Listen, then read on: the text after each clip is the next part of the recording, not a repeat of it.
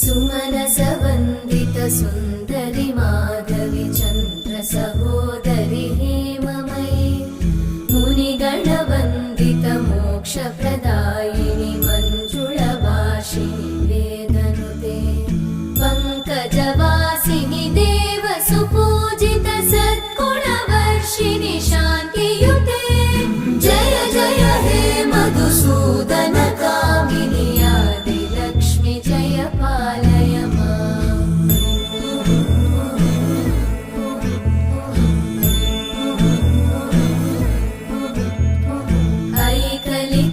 ऐकलिकल्मषनाशिनि कामिनि वै